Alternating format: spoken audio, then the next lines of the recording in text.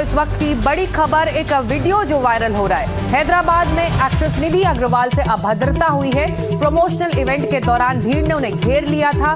बहुत मुश्किल के बाद एक्ट्रेस निधि अग्रवाल को इस भीड़ से बाहर निकाला गया। भीड़ में घिरी एक्ट्रेस का वीडियो अब वायरल हो रहा है। उनकी सुरक्षा घेरे को लेकर सवाल उठ रहे हैं। राजा साहब के प्रमोशनल इवेंट में पहुंची थी निधि अग्रवाल और जिस इवेंट के बाद जब वो बाहर निकली तो वहां मौजूद भीड़ ने उन्हें घेर लिया। उनका आगे बढ़ना मुश्किल हो रहा था। इन तस्वीरों में आप देख सकते हैं कितनी मुश्किल से इनके जो बाउंसर्स हैं, जो सिक्योरिटी इनके अगल बगल थी, उनके लोगों ने उन्हें बहुत मुश्किल से इनको अपनी गाड़ी तक पहुंचाया और फिर ये वहां से निकल पाई। तो भीड़ की अभद्रता को लेकर अब सवाल हो रहा है किस तरह से निधि अग्रवाल जो ये एक्ट्रेस हैं, हैदराबाद में द राजा साहब के प्रमोशनल इवेंट के लिए वो पहुंची हुई थी, भीड़ में घिर गई। भीड़ की अभद्रता को लेकर सवाल उठ रहे हैं, उनके सुरक्षा घेरे को लेकर सवाल उठ रहे हैं। काफी मुश्किल के बाद, काफी मशक्कत के बाद उनके बाउंसर्स ने उन्हें गाड़ी तक पहुंचाया।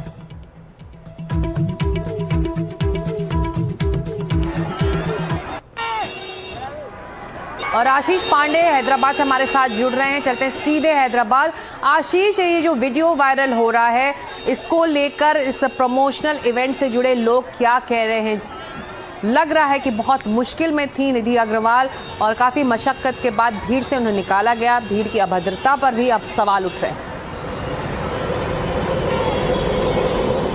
ज़ाहिर तौर पे जो अभी तक इस पूरे जो वीडियो वायरल हुआ है, जो पूरी घटना हुई है, उसको लेकर फिल्म क्रू की तरफ से, इवेंट मैनेजमेंट की तरफ से कोई सफाई जाहिर नहीं की गई है। लेकिन हम उम्मीद कर रहे हैं कि जल्द ही चाहे एक्ट्रेस खुद हो या फिल्म का डायरेक्टर हो या इवेंट जो मैनेजमेंट है उनकी तरफ से कोई ना कोई इस पर बयान आ सकता है। साइबराबाद इलाका पड़ता है ये हैदराबाद का, जहाँ पर ये एक बहुत ही ख्याति प्राप्त मॉल है, लुलु मॉल। यहाँ पर बुधवार की शाम में ये इवेंट का आयोजन किया गया था। इस इवेंट में न सिर्फ निधि अग्रवाल मौजूद थी, जो काफ़ी ख्याति प्राप्त दक्षिण भारत की अभिनेत्री हैं, उसके अलावा फिल्म के डायरेक्टर मौजूद थे, संगीतकार मौजूद थे और काफ़ी बड़ी तादाद में फैंस, चाहे वो अभिनेता प्रभास को हो, क्योंकि प्रभास जो है इस फिल्म में मुख्य भूमिका निभा रहे हैं, उनके फैंस, निधि अग्रवाल के फैंस बड़ी तादाद में इस मॉल में इकट्ठा हुए थे।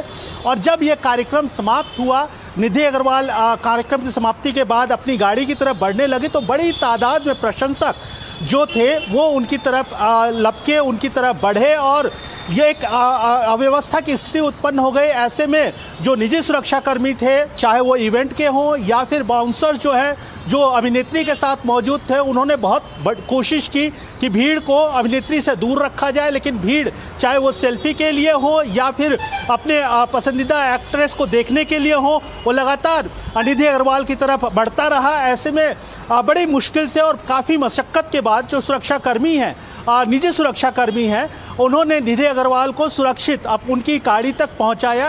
जाहिर तौर पे इस पूरी जो धक्का मुक्की हुई उसमें अभिनेत्री जो वीडियोस हैं सामने आए हैं उसमें काफ़ी असहज महसूस कर रही थी, अपने आप को असहाय भी हम कह सकते हैं कि महसूस कर रही थी। लेकिन खुशकिस्मती ये रही कि बिना किसी चोट के वो अपनी कार तक पहुंच पाई। अब इस पूरे घटना का वीडियो सोशल मीडिया पर वायरल है।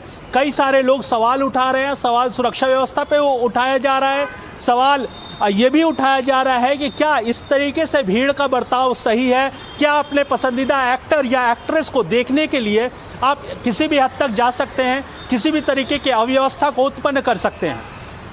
जी, शुक्रिया इस जानकारी के लिए। लेकिन जाने से पहले एक और सवाल आपसे मैं पूछना चाहूंगी कि भीड़ की अभद्रता को लेकर सवाल इस वक्त उठ रहे हैं, लेकिन जो सेलिब्रिटीज़ हैं वो जब भीड़ से घिर जाते हैं तो उन पर भी ये जिम्मेदारी बनती है कि वो अपनी सुरक्षा, उनके बाउंसर्स होते हैं, उनका अपना सिक्योरिटी सिस्टम होता है।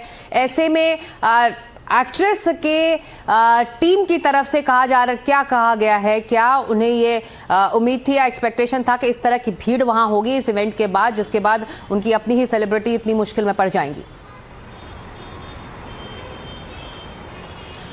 जैसे कि मैंने बताया, अभी तक फिल्म की क्रू की तरफ से या फिल्म मैनेजमेंट की तरफ से, चाहे डायरेक्टर प्रोड्यूसर हो या फिर जो इवेंट मैनेजर्स हैं मैनेजमेंट की तरफ से, कोई बयान नहीं आया है।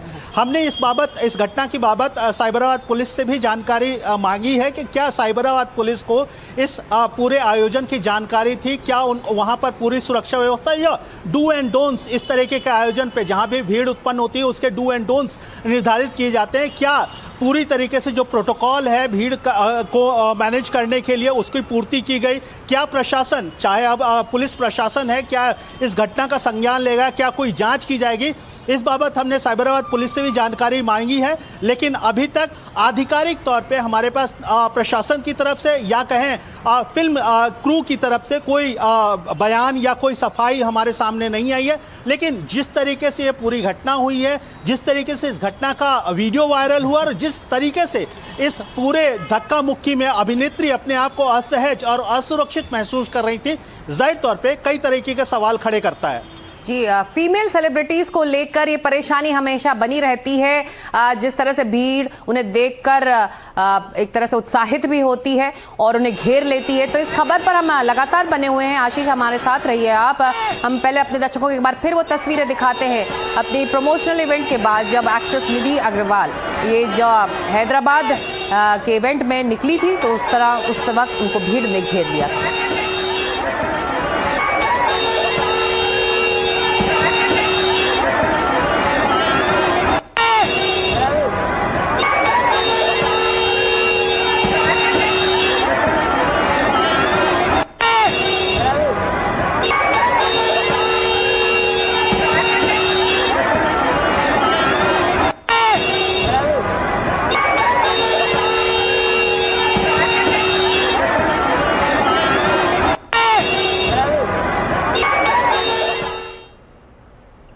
तो ये 5 तस्वीरें हैं निधि अग्रवाल से जुड़े इस वायरल वीडियो की। अपने प्रमोशन के लिए पहुंची थी, जिसके बाद भीड़ ने उनके साथ अभद्र व्यवहार किया, उन्हें घेर लिया था, आगे बढ़ने में उन्हें मुश्किल हो रही थी, गाड़ी तक जैसे तैसे वो पहुंची हैं। हालांकि उनके जो टीम थी, उनके बाउंसर्स, सुरक्षा जो उनकी सिक्योरिटी टीम थी वो उस दौरान मौजूद थी, लेकिन उनको भी बड़ी मुश्किल हुई भीड़ को पीछे धकेलने में और इस सेलिब्रिटी को अपनी कार तक पहुंचाने में। तस्वीरों में आप देख सकते हैं कितनी परेशान थी एक्ट्रेस निधि अग्रवाल। और हाल फिलहाल में आशीष, इस पूरे साल हमने स्पेशली दक्षिण भारत में देखा जो फैंस का फ्रेंजी होता है वो कितना एक तरह से बेकाबू हो जाता है अपने जिसको वो आइडलाइज करते हैं उसे देखने के लिए।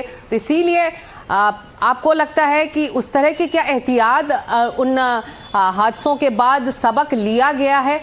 ज़मीन पर क्या उतनी चीज़ें होती हैं? क्योंकि पिछले साल 2 ऐसी वारदातें खासतौर से दक्षिण भारत में देखने को मिली। मैं इस हैदराबाद शहर की बात करता हूँ। इस हैदराबाद शहर में ही अल्लू अर्जुन, काफ़ी ख्याति प्राप्त अभिनेता हैं, उनके फिल्म के पुष्पा 2 उसके प्रीमियर शो के दौरान एक भगदड़ हुई थी, उसमें कुछ जान भी गई थी। उसके बाद अल्लू अर्जुन के ऊपर मुकदमा दायर हुआ, अल्लू अर्जुन को जेल जाना पड़ा और सरकार ने काफ़ी सख्ती दिखाई थी। उसके बाद अब इस तरीके की अव्यवस्था जाहिर तौर पे एक बार फिर सवाल खड़े करती है कि क्या जब आयोजन किया जाता है फिल्म पर्सनालिटीज़ के द्वारा या फिल्म मैनेजमेंट के द्वारा, तो क्या वो सिर्फ फैंडम को ही प्रायोरिटी देते हैं या फैंडम को कंट्रोल करने के लिए या फैंडम को कैसे मैनेज किया जाए, फैंस को कैसे सुरक्षा को कैसे उनको डू एंड डोंट्स उनको बताया जाए, कैसे सुरक्षा को लिहाज से प्रिकॉशंस लिए जाएं, इसके ऊपर भी ध्यान देती है। ज़ाहिर तौर पे ये बड़ा सवाल है। अभी तक जैसे मैंने पहले बताया कि प्रशासन ने, हमने पूछा है कि क्या इस घटना का संज्ञान लिया है, क्या इस मामले की जांच की जाएगी कि जो व्यवस्था थी, चाहे वो सुरक्षाकर्मी हो, चाहे एंट्री और एग्जिट हो। बिल्कुल, आप हमारे साथ बनाइए, इस खबर पर लौटेंगे, लेकिन एक बड़ी खबर इस वक्त लोकसभा से आ रही है। जी राम जी बिल लोकसभा में पास हो चुका है। इस बिल को लेकर लगातार विपक्ष सरकार को घेर रही थी, लेकिन इस वक्त ये बड़ी खबर आ रही है। हम आपको बता दें, जी राम जी बिल लोकसभा में पास हो चुका है, जो मनरेगा की जगह लेगा जब ये कानून बन जाएगा। मनरेगा को लेकर तमाम सवाल विपक्ष उठा रहा था कि आखिर क्यों ये जरूरत पड़ी सरकार को कि ये बिल का नाम हटाया जाए और जी राम जी बिल इसका नाम रखा जाए, लेकिन अब ये विधेयक जो है लोकसभा में पारित हो चुका है। इसकी सीधी तस्वीरें आप देख रहे हैं। कृषि मंत्री ने बहस का जवाब दिया, जिसके बाद इस बिल को लोकसभा में पास कर दिया गया।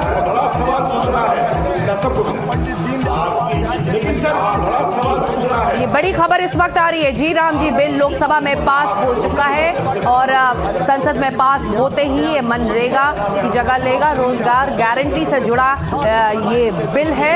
कानून बनते ही ये मनरेगा की जगह ले लेगा। मनरेगा वो बिल है जिसको लेकर वो कानून है जिसको लेकर विपक्ष तमाम सवाल उठा रहा है। सदन के अंदर और सदन के बाहर भी विपक्ष के सांसदों ने इस मसले को कल से आज तक में काफी सियासी मुद्दा बनाया है, हंगामा खड़ा किया है। जब कृषि मंत्री आज भी बहस का जवाब दे रहे थे, तब भी विपक्ष के सांसद लोकसभा में हंगामा कर रहे थे, लेकिन इस हंगामे के बीच जी राम जी बिल को लोकसभा में पास कर दिया गया है।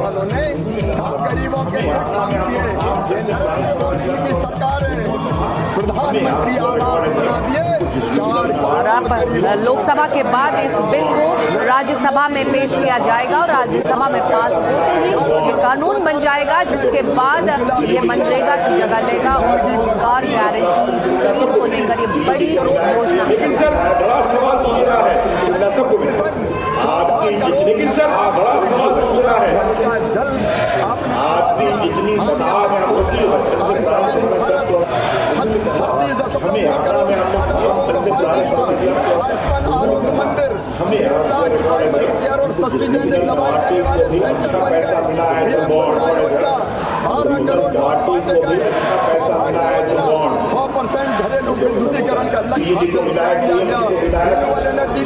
जी राम जी बिल लोकसभा में पास हो चुका है। अब ये बिल पहुंचेगा राज्यसभा और राज्यसभा में पास होते ही ये मनरेगा की जगह ले लेगा। नया कानून बन जाएगा और मनरेगा की जगह लेगा। रोजगार गारंटी को लेकर सरकार की ये नई स्कीम है, जिसको लेकर सरकार काफी उत्साहित है। और अब मनोरंजन भारती हमारे सहयोगी जुड़ गए हैं संसद भवन से। फोन लाइन पर चलते सीधे मनोरंजन के पास। बड़ी जीत सरकार की लोकसभा में तमाम हंगामे के बीच मनोरंजन ये बिल पास हो चुका है और अब इस बिल को राज्यसभा में पेश किया जाएगा। का प्लान था, उन्होंने इस बिल को पास करा लिया है लोकसभा में। अब इसके बाद इस बिल को राज्यसभा में भेजा जाएगा और वहां पर पारित होने के बाद ये कानून बन जाएगा। लेकिन सबसे बड़ी खबर ये है, आपको बता दूं कि इस बिल के समय जो शोरगुल होता रहा, जिस ढंग से कागज फेंके गए ग्रामीण विकास मंत्री के ऊपर, उसके बाद लोकसभा को कल तक के लिए स्थगित कर दिया गया है। इसका मतलब ये है कि दिल्ली प्रदूषण पे जो डिबेट होनी थी वो डिबेट अब आज नहीं हो पाएगी, क्योंकि मुझे लगता है कि चूंकि विपक्ष ने मंत्री को बोलने के समय शोरगुल किया, तो उससे अब सदन को स्थगित कर दिया गया कल तक के लिए। और अब जो है प्रदूषण पे कोई डिबेट नहीं होगी। सरकार के पास नंबर है, सरकार ने इस बिल को लोकसभा में पारित करा लिया है तमाम विरोधों के बावजूद। जी शुक्रिया इस अपडेट के लिए। तो जी राम जी बिल लोकसभा में पारित हो चुका है। अब इस बिल को पेश किया जाएगा राज्यसभा में। राज्यसभा में पास होते ही ये कानून बनेगा और मनरेगा की जगह लेगा। तो इस बड़ी खबर पर हम लगातार बने हुए हैं। फिलहाल बढ़ते हैं अगली खबर की तरफ। उत्तर प्रदेश के जौनपुर से ये बड़ी खबर आ रही है। जौनपुर में डबल मर्डर से सनसनी फैल गई है। बेटे ने माता पिता का कत्ल कर दिया है। पत्थर से कूच कर मौत के घाट उतारा है। आरी से शवों के टुकड़े कर उसे ठिकाने लगाया। आरोपी बेटे का नाम अमेश बताया जा रहा है। रेलवे से रिटायर श्याम बहादुर, जिनकी उम्र 62 साल थी, ये अपनी पत्नी बबीता के साथ रहते थे। 60 साल की उनकी उम्र थी। उसके बाद वो जफराबाद थाना के अंतर्गत अहमदपुर के पास रहते थे। हत्या के बाद बहनों को बताया कि मां और पिता नाराज होकर कहीं चले गए हैं। बीते 13 दिसंबर को बहन वंदना ने जफराबाद थाने में शिकायत की तो पुलिस जांच में जुटी। 15 दिसंबर को ही पुलिस ने मामले का पर्दाफाश कर दिया। तो एक बेटे ने अपने माता और पिता को मौत के घाट उतार दिया। अब बड़ी खबर आ रही है जौनपुर से। के द्वारा हमें बताया गया कि 8 तारीख को समय लगभग 7 से 8 बजे वह अपने घर पर अहमदपुर जफराबाद में थे अपने माता पिता के साथ, और उनकी किसी बात पे लड़ाई हुई माता पिता से, जिससे वह उग्र हो गए और उनके द्वारा टेबल पे ही पड़े हुए एक जो बट्टा होता है, लोहे की एक छोटा सा बट्टा होता है, उससे उनकी माता पे प्रहार किया उन्होंने पहले। और जब वह चिल्लाई और उनके पिता चिल्लाए, किसी को फ़ोन करना चाह रहे थे, तो उनके पिता को उन्होंने उसी बट्टे से सर पे मारा। जब उन्होंने 2-3 बार प्रहार किया तो उसके बाद उन दोनों की मृत्यु हो गई। और इसी खबर पर ज्यादा जानकारी के लिए चलते सीधे हमारे सहयोगी रणवीर सिंह के पास। रणवीर, एक और सनसनीखेज वारदात उत्तर प्रदेश से, जहां पर एक बेटे ने अपने माता पिता की हत्या कर दी। देखिए, बड़ा अजीब वाकया है। एक लड़का जो पेशे से इंजीनियर है, अम्बेश नाम है, वो 4 साल पहले एक मुस्लिम लड़की से परिवार की मर्जी के खिलाफ शादी करता है। 2 बच्चे 4 साल में पैदा हो जाते हैं, लेकिन इस बीच परिवार नाखुश था। अब लड़के का दावा ये है कि परिवार कह रहा था लड़की से तलाक लो, और इसको लेकर लड़का लड़की दोनों राजी भी हो गए कि तलाक ले लेंगे। शर्त यह है कि परिवार 5 लाख रुपए दे। 5 लाख रुपए देने को परिवार तैयार नहीं था, और इसी को लेकर के कुछ नोकझोंक माता पिता से हुई। और उसके पिता, जो अम्बेश के पिता हैं, रेलवे से रिटायर्ड हैं, 62 साल उम्र, माता पिता से झगड़ा हुआ। लड़के ने न सिर्फ सर पीट करके हत्या दोनों की बल्कि शवों को 6-6 टुकड़े में काटा, सीमेंट की बोरी में भरा और ले जाकर के नदी में फेंक दिया। नदी में फेंका तो परिवार में जो बाकी उसकी बहनें हैं वो पूछने लगी कि मम्मी पापा कहाँ हैं, तो वो कहीं जाने का बहाना बनाता रहा। और 5-6 दिन बीतने के बाद जब बहनों को शक हुआ तब उन्होंने पुलिस को सूचना दी, और जब पुलिस को सूचना दी, हिरासत में लेकर के लड़के को पूछताछ की गई तो इस पूरे मामले का खुलासा हुआ। और अभी भी गोताखोर और पुलिस के लोग नदी में जाकर के बोरों की तलाश करने की कोशिश कर रहे हैं कि आखिर जो शव के टुकड़े हैं वो हैं कहाँ। और जाहिर है कि 10 दिन के आसपास का ये घटना हो गई है, तो 10 दिन में वो बोरे कहाँ चले गए होंगे, बह के किसी को पता नहीं है। तो एक बेहद हैरान करने वाली, परेशान करने वाली एक घटना है, जिसमें एक लड़का पेशे से इंजीनियर और पत्नी उसकी ब्यूटी पार्लर चलाती है। तो दोनों ठीक ठाक कमाई करते थे, और 5 लाख रुपए के लिए माँ बाप को ही हत्या करके, काट करके नदी में फेंक दिया है। तो पुलिस फिलहाल जो डेड बॉडी है उसकी तलाश कर रही है, और जो लड़का है वो गिरफ्तार कर लिया जा चुका है। बिल्कुल, और ये बड़ी घटना एक बार फिर उत्तर प्रदेश से निकल कर आई है। शुक्रिया अपडेट के लिए और जानकारी के लिए आपका रणवीर सिंह। बढ़ते हैं आगे अगली खबर की तरफ। गाजियाबाद में खौफनाक हत्याकांड, किराया मांगने पर मकान और मालकिन का हत्या कर दी गई है, उनका मर्डर कर दिया गया है। किराएदार दंपति ने बेरहमी से यह हत्या की है। सूटकेस में लाश को छिपाया गया था। हत्या के आरोपी पति पत्नी को गिरफ्तार कर दिया गया है। तो किराएदार ने अपने मकान मालिक की ही हत्या कर दी। हत्या करने के बाद शव को एक सूटकेस में छिपाया था। हालांकि अब दोनों आरोपी किराएदार जो हैं वो गिरफ्तार हो चुके हैं।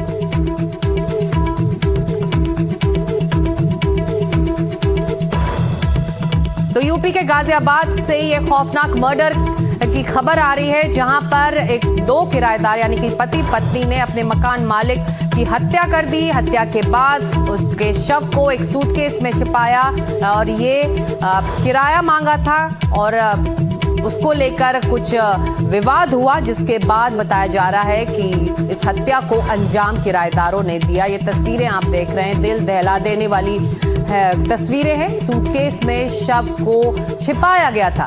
अश्विनी सिंह गाजियाबाद से इस वक्त हमारे साथ जुड़ रहे हैं। अश्विनी, ये हत्या अपने आप में सनसनीखेज भी है।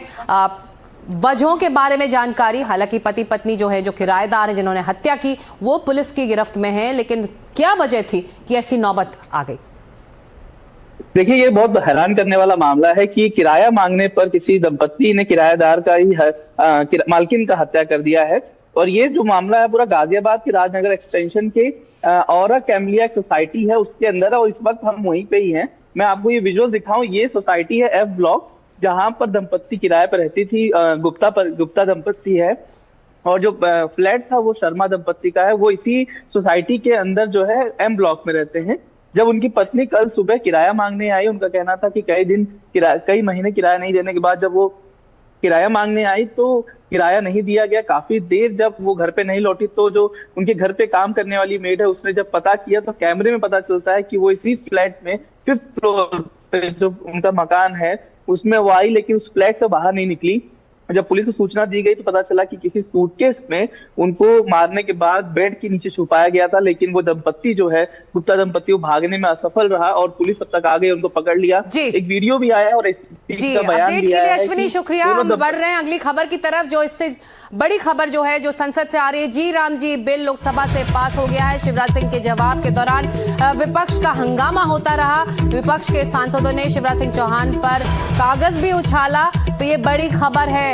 इस हंगामे के बीच हालांकि जी राम जी बिल पास हो गया, लेकिन जिस तरह से विपक्ष के सांसदों ने हरकत की है वो भी सवालों के घेरे में। ये देख सकते हैं तस्वीरों में किस तरह से कागज के टुकड़े कृषि मंत्री के सामने उछाले गए हैं। विपक्ष लगातार जी राम जी बिल को लेकर सरकार को घेरने की कोशिश कल से कर रहा है। कांग्रेस इस तरह से इसको लेकर और ज्यादा भुनाने की कोशिश में है और बड़ी बैठक कर इसको नेशन वाइड एक प्रदर्शन करने की कोशिश में है। लेकिन जो बड़ी खबर इस वक्त आ रही है, लोकसभा में ये बिल पास हो चुका है और अब इसे राज्यसभा में इंट्रोड्यूस किया जाएगा, बहस होगी वहां भी।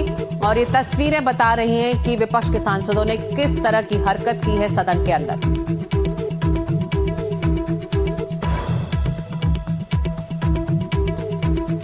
तो कागज के टुकड़े कर कृषि मंत्री जब इस बहस का जवाब दे रहे थे, उनके सामने ये कागज इस तरह से फेंके गए।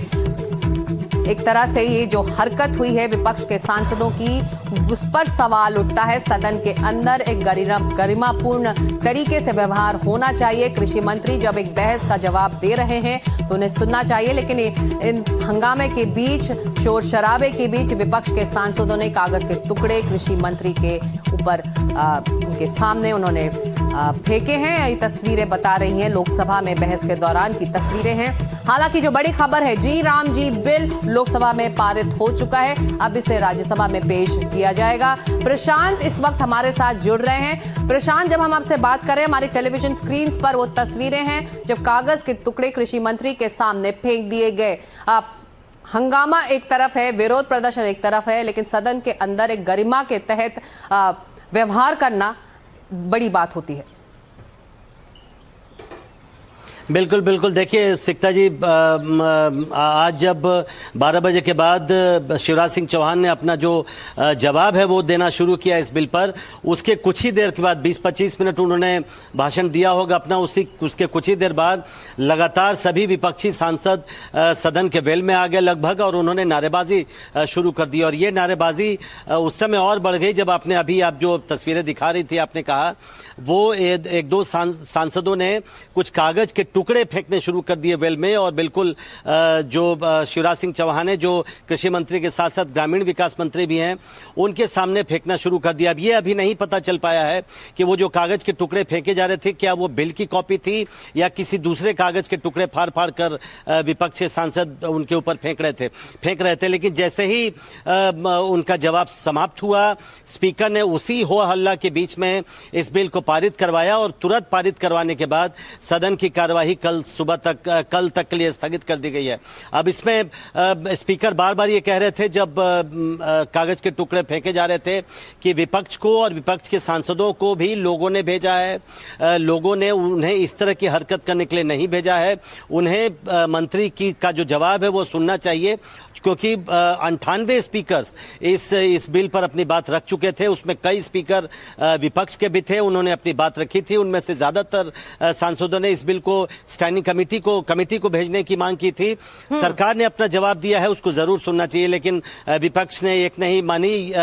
और जब इस तरह की हरकत हुई, लगातार हंगामा होता रहा, तो कल तक के लिए कार्यवाही स्थगित हो गई। अब सिकता, आज चूंकि एक चर्चा दिल्ली में वायु प्रदूषण पर भी होनी थी, लेकिन जिस तरह से सदन में हालात थे वो चर्चा अब तो चूंकि कल तक कार्रवाई स्थगित हो गई है, तो अब वो चर्चा नहीं हो पाएगी। जिस चर्चा के लिए लगातार प्रियंका गांधी मांग कर रही थी, इस हंगामे की वजह से वो चर्चा अब नहीं हो पाएगी। तो ये भी अपने आप में समझने वाली बात है विपक्ष के सांसदों के लिए। प्रशांत, अब हमारे साथ बने रहिए। इस बीच इसी से जुड़ी खबर, बिल पास होने के बाद प्रियंका गांधी बोली हैं कि इस बिल का कड़ा विरोध वो करेंगी। इस बिल से मनरेगा खत्म हो गया है, प्रदेश सरकारों के पास पैसा नहीं है, बिल मजदूरों और गरीबों के खिलाफ है।